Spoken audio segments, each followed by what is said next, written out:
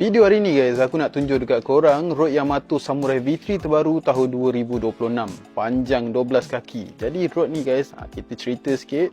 Rode ni dia sesuai untuk mesin-mesin elektrik yang besar-besar lah. Korang pakai C-Power ke, Tanakom, Sai 800, Sai 1000 ataupun G800 ke 800MJ 1200. Mesin-mesin besar memang sesuai dengan V3 12 kaki ni.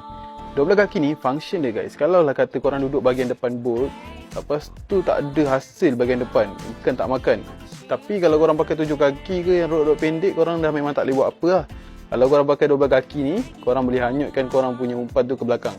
Dan lagi satu, diorang panjang ni memang tak kacau pemancing-pemancing lain. Kalau kata korang pakai 7 kaki, kawan korang pakai 7 kaki, duduk sebelah-sebelah, dia punya chance untuk berbelit dia punya perambut tu memang tinggi lah. Tapi kalau korang pakai 12 kaki, memang korang pakai pendek, memang tak ada masalah.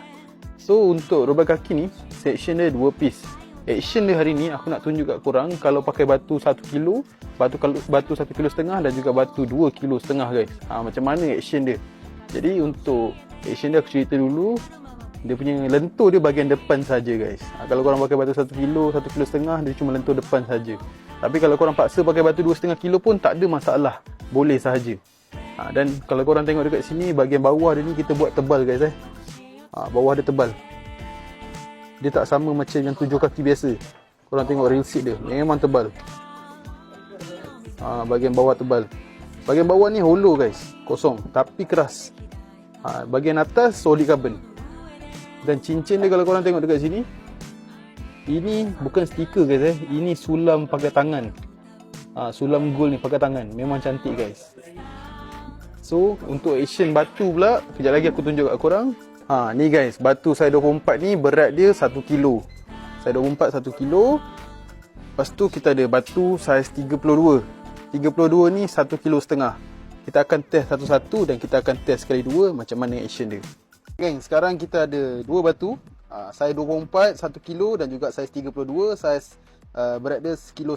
Kita nak test dekat Yamato V3 12 kaki, kita nak tengok action dia. Kita test yang 1 kilo dahulu.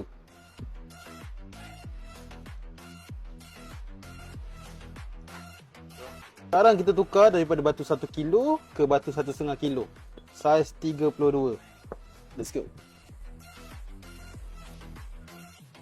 Sikit. Okay, sekarang kita pakai batu 2,5 kilo.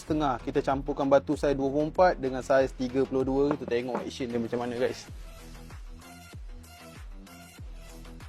Terus.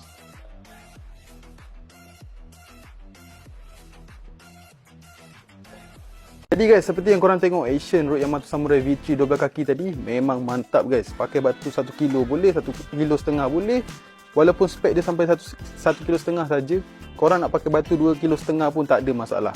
Jadi Rode ni kalau korang beli memang sangat-sangat berbaloi. Yang mana mancing Sabah Sarawak tu, korang memang kena ada Rode yang 12 kaki ni. Baru mantap guys. Harga dia RM1,000, harga boleh nego. Kita boleh post guys, kita boleh post satu Malaysia. Korang duduk Sabah Sarawak, semua kita boleh post, tak ada masalah. Jadi kalau korang berminat nak beli, screenshot je whiteboard ni, DM kita sekarang.